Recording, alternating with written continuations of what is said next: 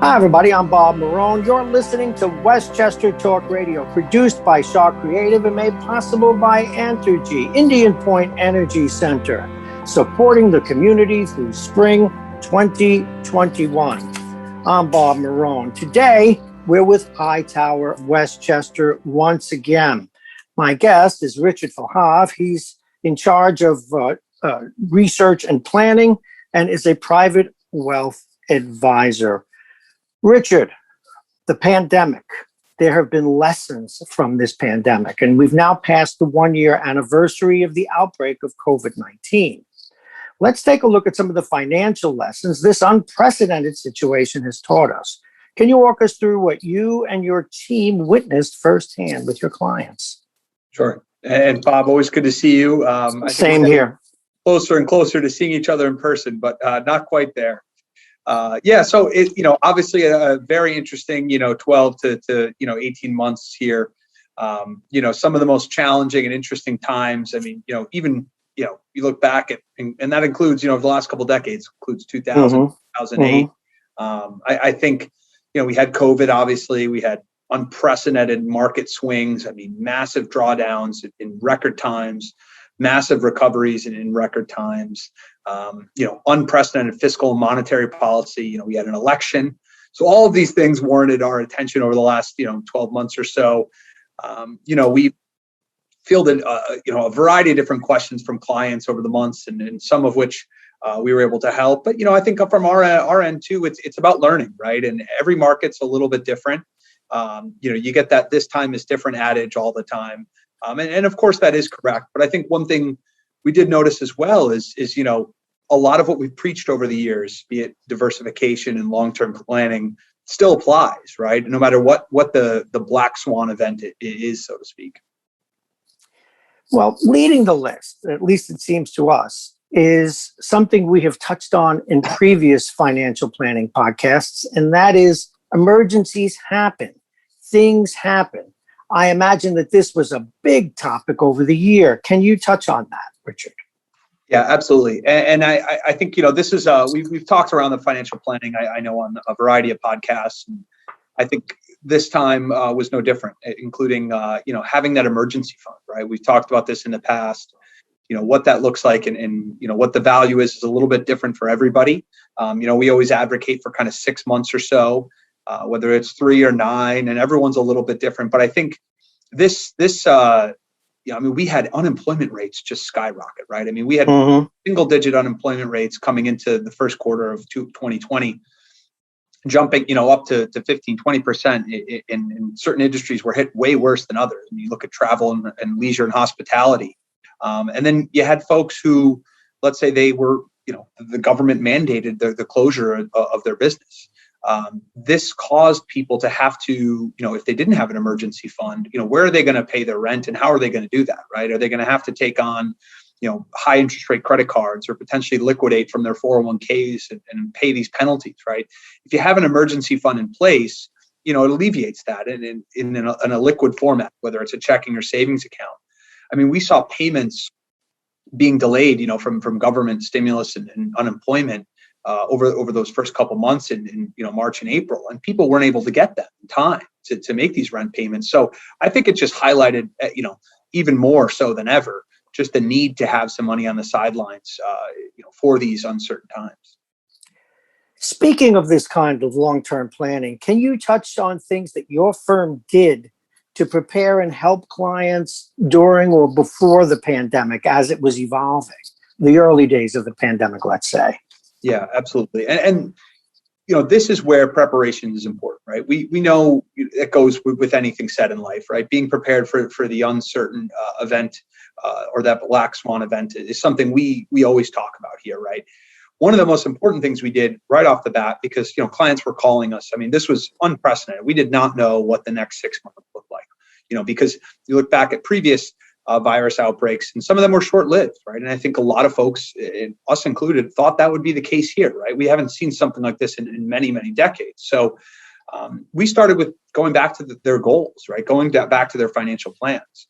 We run scenarios in financial plans, Monte Carlo scenarios, which are randomly generated simulations of thousands of market environments. What type of impact does that have on your portfolio? What happens if a 2008 occurs? What happens if a March 2020 occurs? What does that look like for the longevity of your plan and your cash flow? And that's, I think, what puts people at ease, right? We know we have, and then it also ties into the investment side, which we'll get into in a moment. But if you're in that younger bucket of age groups and you're in that accumulation phase, right, you can withstand a little bit more volatility. If you're in that drawdown phase and you're in your older years or in retirement, you need to have an allocation that is built not only for cash flow but also to be more conservative, right? And we show that in our financial planning to really put them at ease. Where if a situation like a 2008 or a March 2020 occurs, you're going to be okay, right?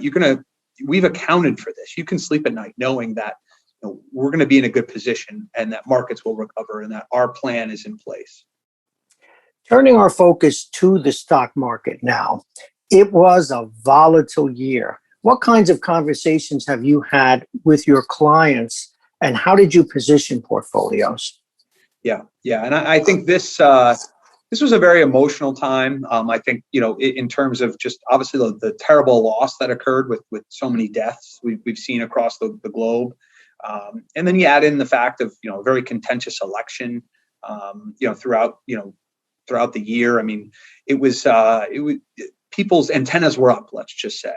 And I think the most important thing we always look for is listen, recessions, corrections in the markets, they're inevitable, right? We know they're coming. And we ask ourselves when we build out our allocations is how do we prepare for them in advance? What do we need to do to make sure that your portfolio is not completely correlated and all going to go to one?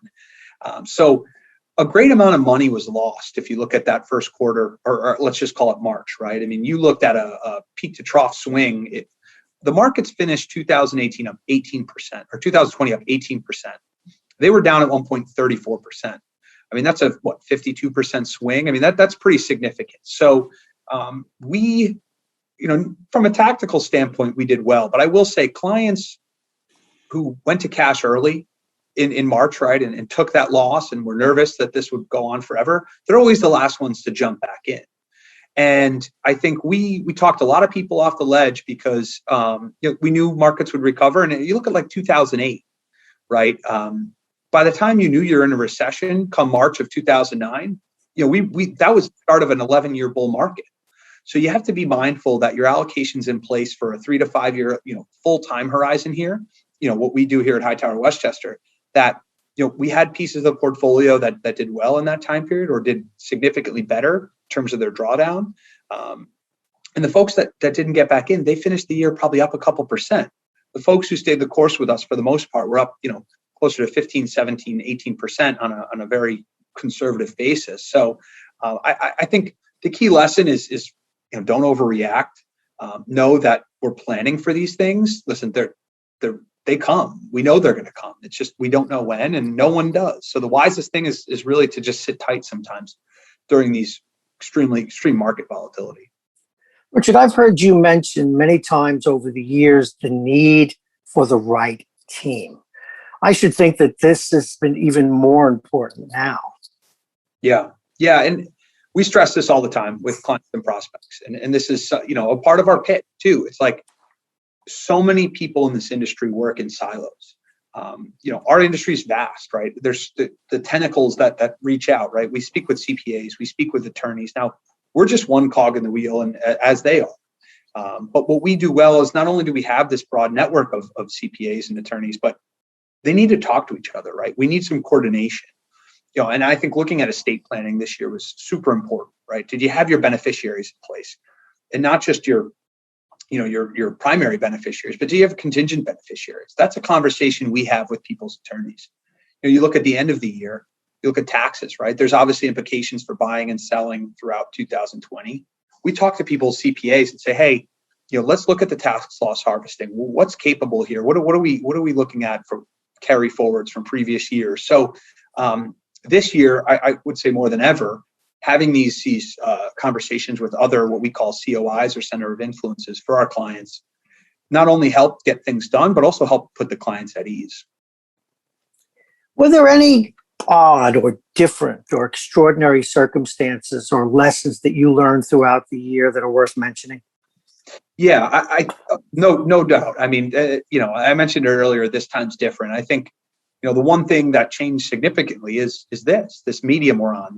We're on Zoom, right? And I think our business is very much a personal, interpersonal business where we meet with people, we talk with people, and there's certain cues you pick up from, this, Bob. I mean, you used to be in our industry, right? Sitting in front of someone in person, you can really tell whether someone is nervous or not, right? And just having that kind of emotional intelligence and emotional reaction. So that changed a lot of the way not only we interacted with people, but also just marketed, right? How do we communicate with our clients? How do we communicate with prospects? So we pushed a lot more out. We did virtual events. We did a virtual cocktail hour. Did a lot of really neat things.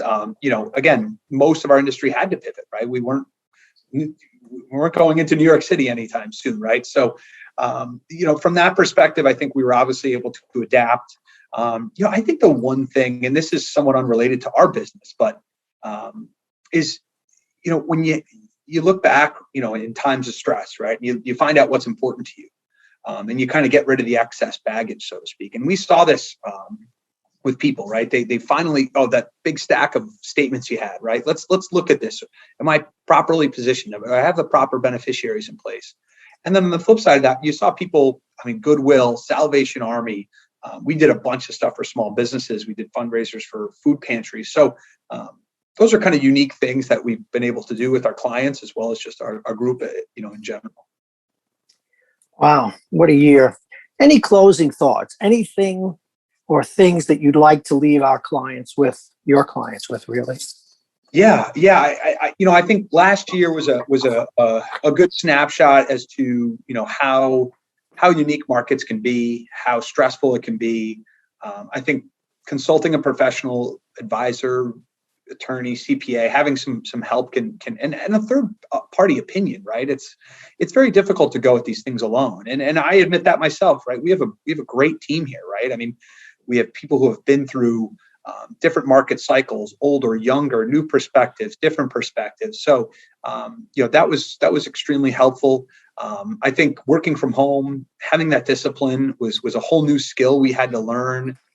And we were able to, obviously with the advent of technology, work seamlessly at home, which was great. But I think at the end of the day, it empowered a different mindset, this growth mindset where, whether you're learning something new, learning Zoom, learning how to homeschool, right? I mean, we saw plenty of that. So much more cooking in that. Just so many different things came about. Like I said, supporting the small businesses was a big thing for us too. But I guess I'll leave it off on this. Right now, it's very unique times. But America is the best country in the world, and we've proven that time and time again. And I think we'll persevere here. There's a lot going on, but we'll be better for it in the long run. And I think a lot can be said for same with our clients and our group as a whole. So, Richard Flahav, Private Wealth Advisor, Director of Research and Planning at Hightower Westchester. Thank you very much for being with us today. Yeah, appreciate the time, Bob. Thank you. Have a great day.